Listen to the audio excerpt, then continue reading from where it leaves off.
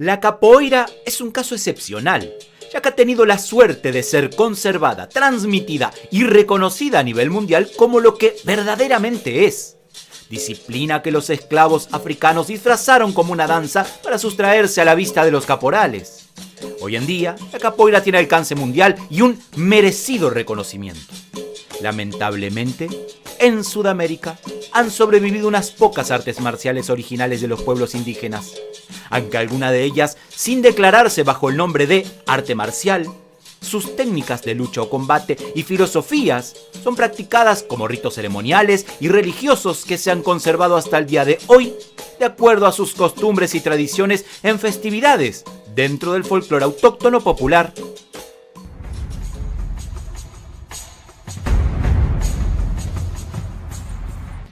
Los Yekuana son un pueblo indígena que están localizados en el estado de Amazonas del Brasil y en Venezuela.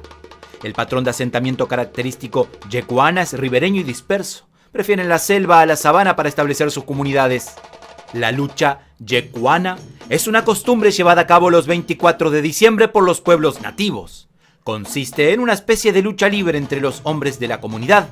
En la actualidad, la lucha no se da por rivalidad, sino que es algo más deportivo y sin ningún tipo de competitividad.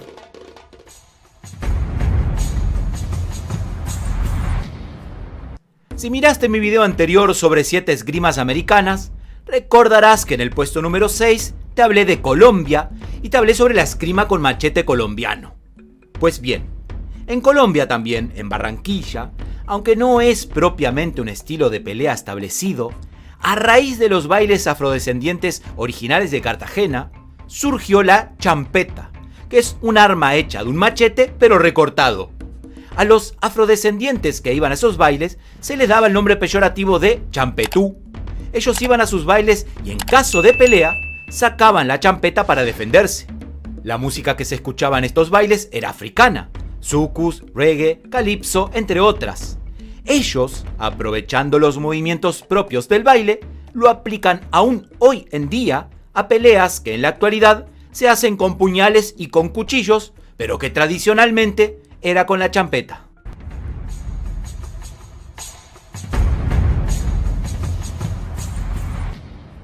En el top 7 anterior, al hablar de México, te hablé acerca del chupaporrazo, modalidad de lucha practicada principalmente en el pueblo de Oaxaca.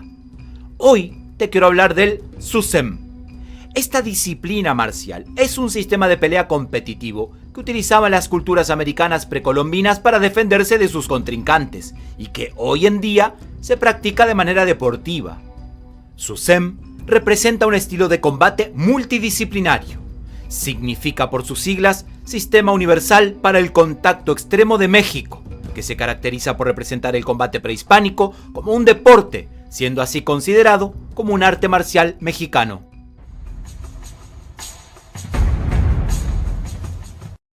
En idioma quechua, rumimaki significa mano de piedra.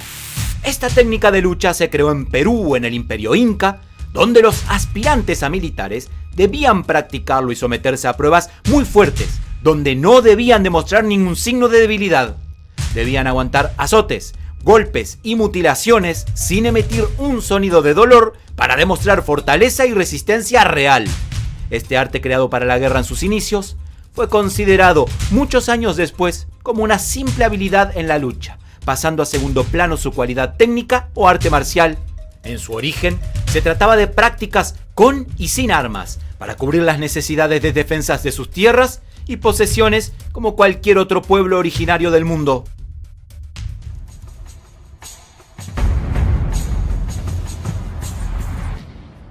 Desconocido para el público en general, una de las artes marciales auténticamente brasileñas con mayor tradición es el Juca-Uca. Este estilo de combate fue creado por los indígenas Bacairí y los pueblos Xingu, ubicados en el estado de Mato Grosso. La lucha se practica con los deportistas de rodillas. En el ritual, un jefe que se considera el dueño de la pelea va al centro de una arena y elige a sus oponentes llamándolos por su nombre. Luego, los luchadores se enfrentan entre sí, se arrodillan y giran en sentido circular en el sentido de la aguja del reloj. Se enfrentan y comienza la pelea. El objetivo es lanzar al oponente y luego llevarlo al suelo.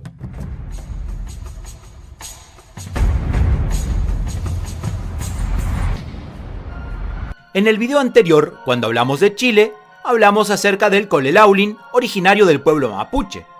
Hoy mencionaremos a la esgrima de corvo, el cual fue compartido además con algunos pueblos ribereños argentinos por intercambios culturales en finales del siglo XIX.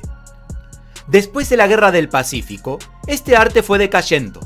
Fue luego en los años 30 donde se reestudió en la penitenciaría de Santiago, donde era practicado por reos condenados y con consecuente incorporación luego a las Fuerzas Armadas, ya llegado los años 60.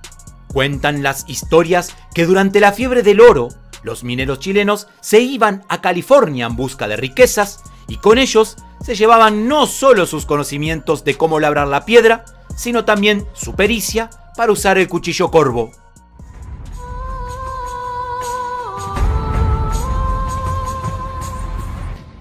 Uruguay, Argentina y parte de la zona sur de Brasil.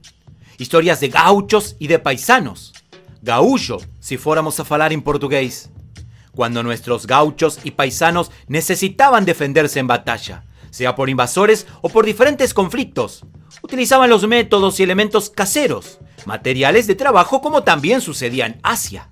En mi video top anterior, yo te hablé sobre la esgrima gaucha o esgrima criolla. En ese video, hablamos sobre la existencia de un método organizado de técnicas de combate que tenían como basamento el facón y el poncho.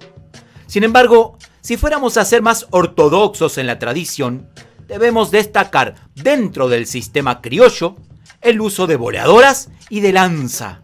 Las boleadoras eran dos piedras esféricas unidas por una cuerda que se utilizaban para maniar el ñandú en carrera y que incluso algunos más expertos en su uso lograban maniar también un ternero. Muchos me hablan sobre la letalidad que puede tener el nunchaku de los japoneses, pero sinceramente te digo, quien tuvo alguna vez la oportunidad de sostener una boleadora en sus manos puede dar fe que es preferible que te peguen 10 veces impactos de nunchaku y no un bolazo de boleadora en la cabeza.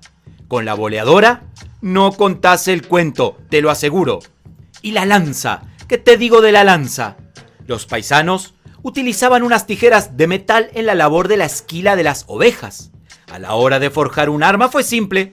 Se divide la tijera en dos hojas, se corta una caña tacuara que tiene la particularidad de ser tan flexible como resistente y se ata bien firme la hoja de la tijera a una punta de la tacuara.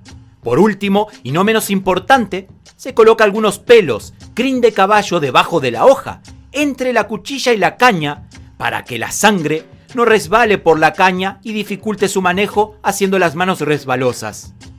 ¿Y qué me dices del rebenque? El rebenque quizás no fuera tan utilizado en batalla por no ser letal como la lanza, el facón o incluso las boleadoras, pero que, si la circunstancia lo ameritaba y la pelea era de cuerpo a cuerpo, ese elemento que servía para castigar al caballo en su galope también era utilizado para castigar al rival. ¿Y te cuento algo? Cuando a mí me dicen que cuando eran niños les adoctrinaban con una chancla o con un cinto, a mí me arrimaban la ropa al cuerpo con un rebenque. La verdad, prefería que me pegaran 1000 veces con el nunchaku.